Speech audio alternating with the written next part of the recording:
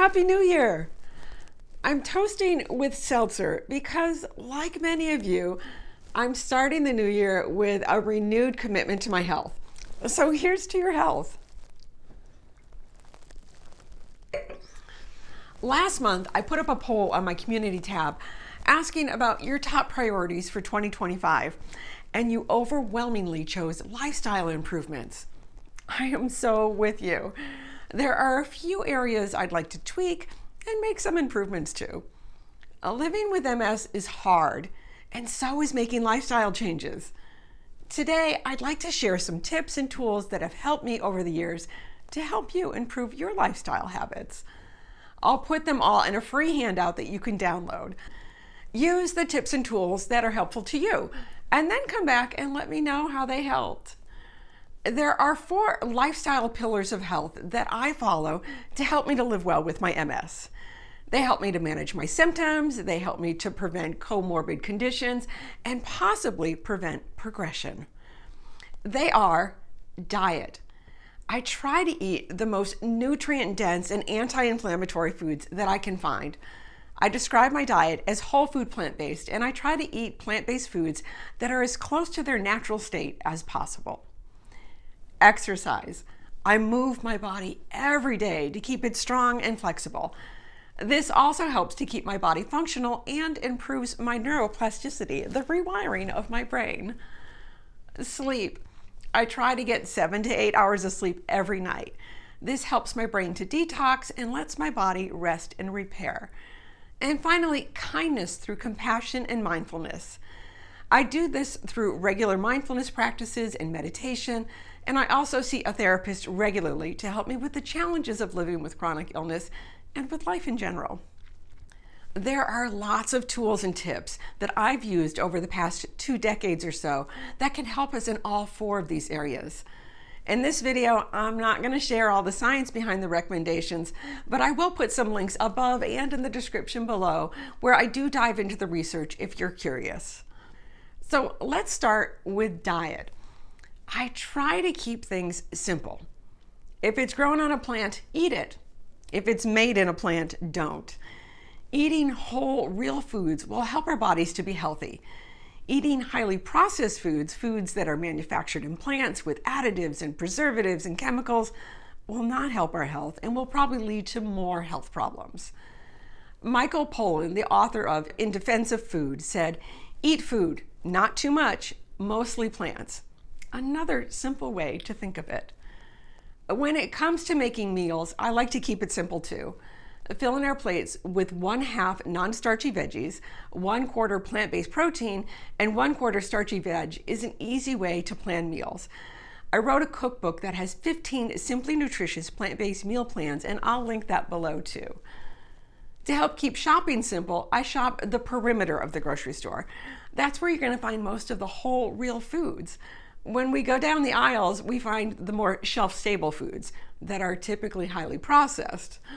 Another way to help reduce our intake of processed foods and junk foods is to increase the anti-inflammatory foods in our diets. These will start to crowd out and replace the junk foods. Add foods like berries or dark green leafy vegetables, lentils and legumes, and cruciferous vegetables and sweet potatoes. Increasing our fiber is another simple way to improve our health. There's more and more research coming out showing that gut health may be linked to MS. Did you know that 95% of Americans are fiber deficient? I know, it's crazy. Dr. Will Bulsiewicz, author of Fiber Fueled, says, "The single greatest predictor of a healthy gut microbiome is the diversity of plants in one's diet." And he recommends that we eat a minimum of 30 different plants a week. The last tip around diet I'd like to leave you with today is to stay hydrated. Neuroscientist Lisa Mosconi, author of Brain Food, suggests drinking 8 to 10 cups of water per day. This can boost our brain's performance by almost 30%. 30%! That's a lot! To keep it simple, drink a 12-ounce glass when you wake up, drink one with every meal, in between each meal, and another one in the evening. This will get us up to 84 ounces. No one can have a perfect diet, so I also use supplements. I work with my neurologist and my naturopathic doctor on which supplements and the amounts that are good for me. But 3 that might be helpful for people with MS are omega-3s, B12, and D3. They have been shown to be helpful for our brain health and our nerve health. I'm also a believer in what gets measured gets managed. Tracking our food is a great way to be healthy. There are 2 free websites/apps that I've used to help me track my food, Chronometer and MyFitnessPal. Both are easy to use and you can enter or import recipes into them. Okay, on to exercise. Again, I try to keep it simple. I make it a goal to move my body purposefully every day. Do exercises that you find enjoyable so you'll keep doing them. If you're able to walk, schedule a walk every day. Bonus if you can do it outside. You get vitamin D and the emotional benefits of being out in nature. Moving regularly throughout the day is helpful too. I use my Fitbit to help me move once an hour.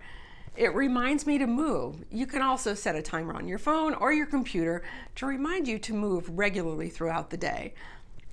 I know that I can spend hours in front of my computer every day without moving. Does this happen to you? Let me know in the comments below. My next tip is to stretch regularly. This is one that I really need to work on. I know that it helps with my spasticity, but I've not been doing it regularly. It can be done while watching TV or even while sitting at the computer. I find that doing yoga regularly helps me with my stretching, so I'm going to try to keep yoga in my regular exercise rotation. There are 2 channels that I really like, Yoga with Adriene and Taming the Walrus. Veronique at Taming the Walrus also has MS, and she's excellent at guiding yoga practices for people with MS. Next is to focus on functional exercises. If we have problems with walking, we need to focus on exercises that will work on improving our walking. If we have problems with balance, we need to do exercises to improve our balance. There are several channels that have free content to help us with MS-specific exercises and stretches. Dr. Gretchen Hawley, the MS Gym, and MS Workouts. Check them out. And the same with diets. What gets measured gets managed. I really like my Fitbit, and smartwatches can help. There are also apps that we can put on our phones like Map My Walk or Map My Run. I've recently started using an online program called Les Mills that I really like. They have almost any kind of exercise that you can think of. You can also filter them by duration, type, instructor, and equipment. I'll leave a link below to a free 30-day trial if you'd like to check it out. Okay, the next pillar is sleep. I have 6 simple tips to help here. Aim for 7 to 8 hours each night. Schedule bedtime and wake time and stick to it. Over the years, I found out how important sleep is to me, and I am in bed every night between 9 and 10 p.m. This one may seem a bit strange, but getting out in morning light will help us to sleep better. Try to get outside and get natural daylight for a few minutes each morning. This helps to set our circadian rhythms and our sleep cycles. On the flip side of the day, start to dim the lights in the house after dinner.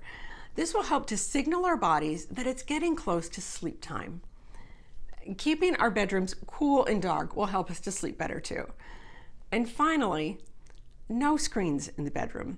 I know, this may seem hard, but the blue light from our devices interferes with our sleep, and watching TV in our beds tells our brains to be awake and alert. There are 2 books I'd like to recommend on the subject of rest and sleep. Why We Sleep by Matthew Walker and Thrive by Arianna Huffington. Both are excellent. And because what gets measured gets managed, I recommend wearing a wearable like a Fitbit or a smartwatch or a ring to help us track our sleep. The final pillar is kindness through compassion and mindfulness. This one can be the most challenging for some people, but like the others, I'm going to suggest that we try to keep it simple. I invite you to start and end each day with 10 mindful breaths. Before getting out of bed and when we get back into bed at night, take a moment to close your eyes, focus on each breath, and if you want it to be extra helpful, do it with a smile on your face. Schedule time every day for meditation. It doesn't have to be long. I do just 20 minutes each morning after my coffee and before I brush my teeth. I try to do guided meditations because it helps me to set the tone for the day and helps me to learn something new. I've tried several meditation apps and they're all great, and I'll put a bunch below and put them in the free download as well. Check them out and find one that works for you. There are a couple of books that I've read too that I have found helpful. Resilience in the Face of Multiple Sclerosis by neurologist Dr. Brandon Bieber, and Mindfulness for Beginners by Jon Kabat-Zinn. Another great way to be mindful is to spend time in nature every day. I try to get outside every day, even if it's just to play with the dog in the backyard. Being out in nature helps me to be mindful and to be present. Incorporating kindness into our lives is incredibly helpful too. I try to do some kind of volunteer work regularly, and I'm active in my church. There are always areas to help and volunteer. It can be at a local food shelter or animal shelter, or perhaps a larger organization like Habitat for Humanity. I also try to be mindful about extending kindness to others as well. We all have something that we're dealing with. Did you know that 6 out of 10 people now live with chronic illness? And don't forget to be kind to yourself. I encourage you to be gentle with yourself. It breaks my heart to see so many people with MS posting comments online about how frustrated they are because they can no longer do everything they used to do. Be kind to yourself. My next tip is to walk away or turn away from negativity. No one has time for that in their lives. A bit of advice that I got from a therapist once was to say, when someone tries to bait me into a confrontational conversation or they say something challenging. Saying, acknowledges that you heard them without agreeing or disagreeing with them, and then just change the subject. Along with that is the word no. I've heard it said that no is a complete sentence and a sacred word. Saying no to things that are unhealthy, whether they be food or activities or people, is a kindness to ourselves. To go along with that, invite positivity into your life.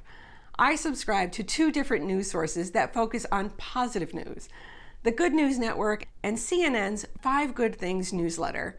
It's amazing how focusing on good news can help us to change our outlook and lower our stress levels and stress hormones.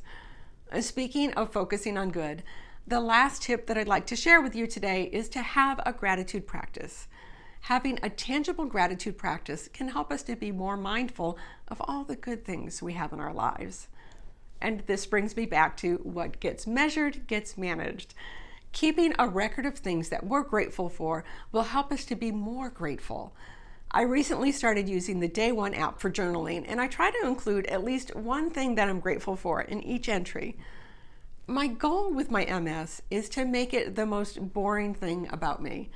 I'm trying to shift my perspective from living with a disease to living with a condition that I manage with my doctors, my diet, and my lifestyle changes. I hope that you find these tips and tools helpful. See the link below for your free download. Do you have tips that have helped you? Please share them in the comments below. I love the community that we're building here. Also, be sure to follow my Facebook page and sign up for my newsletter too, where I share more information on living well with MS and chronic illness, including recipes and resources. Until next time, be well.